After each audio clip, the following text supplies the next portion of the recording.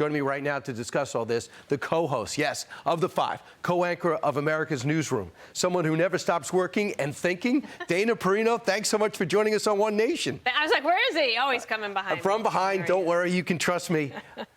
The communication and decisions last night, as much experience as have you had, I've never saw anything quite like it. Where do you go from here if you're the president?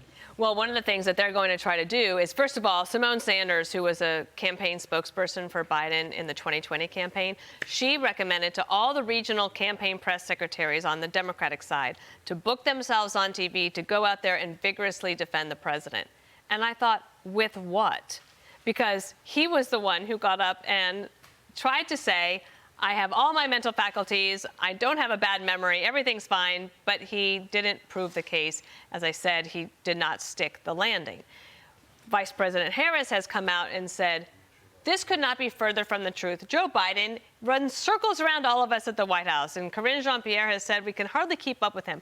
If that's the case, and you're 35 years younger than him, then maybe you need to see a doctor. Right. Because there's that. I don't think anyone believes that, by the way. Nobody believes it. And so, but the other thing that Kamala Harris has tried to do, they're going to try to make Robert Hur, the special counsel, the bad guy. So they're saying he's a political hack, that he was a Trump pick.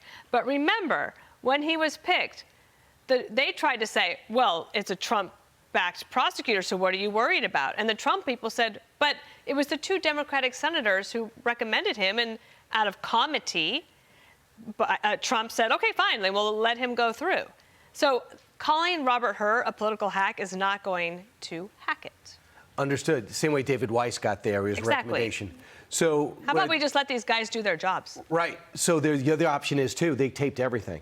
And what they were talking about, too, what they're referring to is a conversation that Joe Biden was having with his ghostwriter in 2017. It was so fractured, so incoherent, that really took Robert Hur and his staff back. Do they want to make that public? Because it's game on if they want to keep ratcheting this up. But what the very interesting thing is, are the tapes deleted?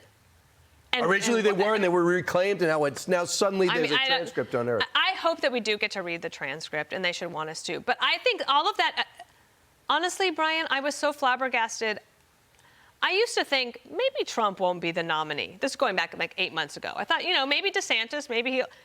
Okay, he has proven the point. He's going to be the Republican nominee.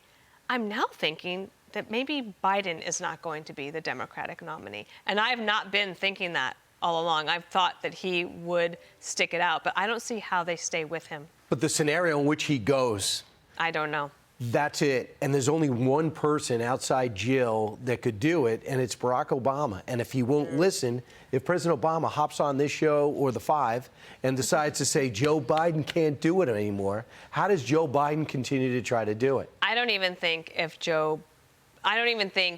Obama could do that. And I don't think he would.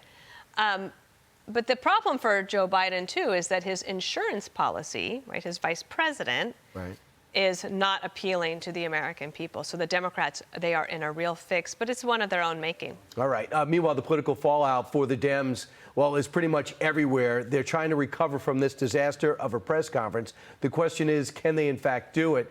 Listen to this. President Biden, something the special counsel said in his report is that one of the reasons you were not charged is because, in his description, you are a well-meaning elderly man with a poor memory. I'm well-meaning, and I'm an elderly man, and I know what the hell I'm doing. I've been president. I put this country back on its feet. How bad is your memory, and can you continue as president? My memory is so bad, I let you speak. That's Mr. President, for months when you were asked about your age, you would respond with the words, watch me. Many American people have been watching, and they have expressed concerns about your age. That is your judgment.